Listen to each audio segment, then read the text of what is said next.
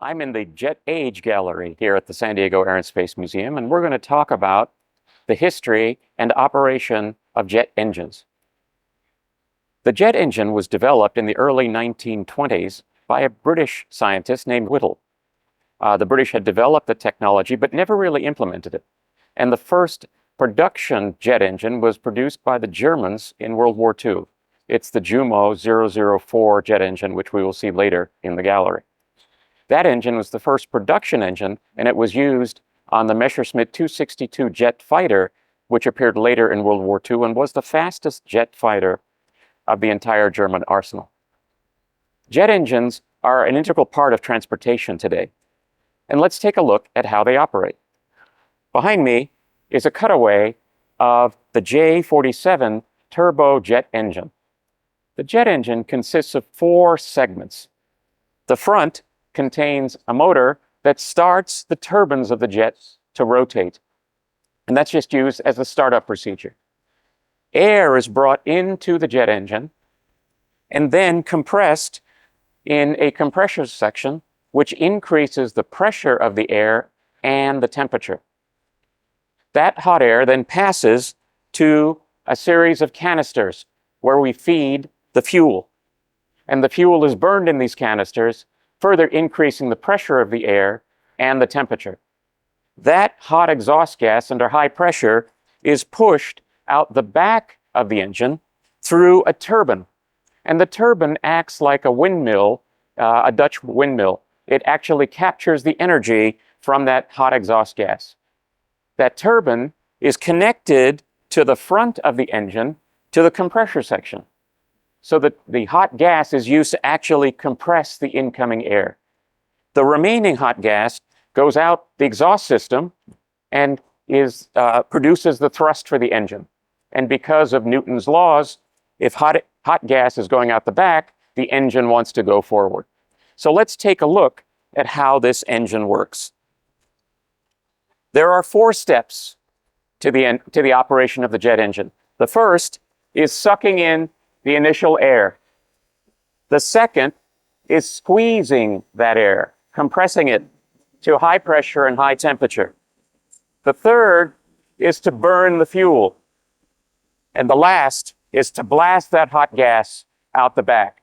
So the operation of a jet engine involves 4 steps: suck, squeeze, burn, and blast. And that's how a jet engine works. This engine was used in a range of fighter aircraft and bomber aircraft in the United States. It was used on the B-36 bomber, used on the F-86 Sabre, and the B-47 Stratojet.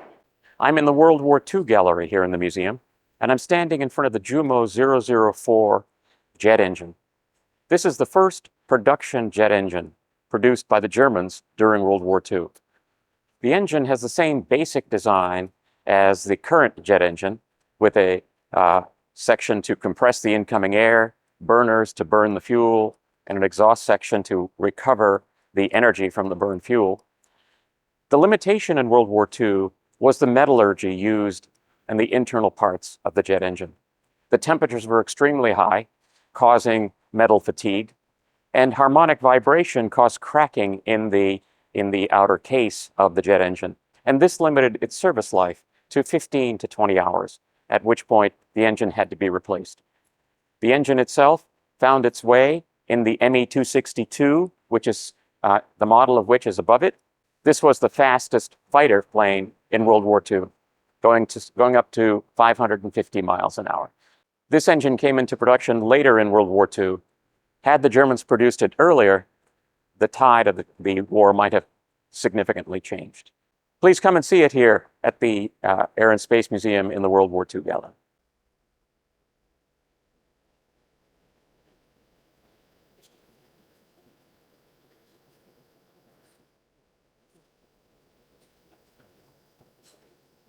I'm here in the basement of the San Diego Air and Space Museum, standing in front of a Pratt & Whitney J58 engine.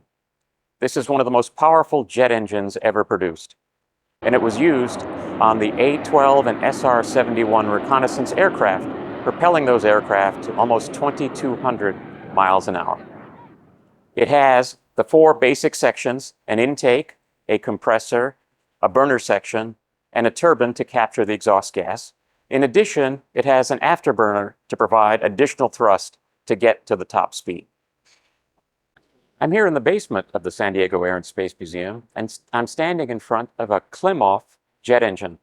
This is a Russian jet engine, slightly different design than the axial jet engines that we've talked about in other parts of the museum, but has the same basic concepts. The feed air comes in this section. It's compressed, and the burners are in a radial design around the center of the engine. The hot gas goes out the rear, turning a turbine which propels the compressor at the front end of the jet engine. This engine is similar in design to the original jet engine built in the 1920s.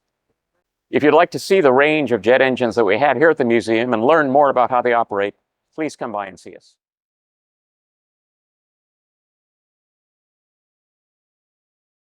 If you'd like to see the range of jet engines that we have here at the museum and learn more about how they operate, please come by and see us.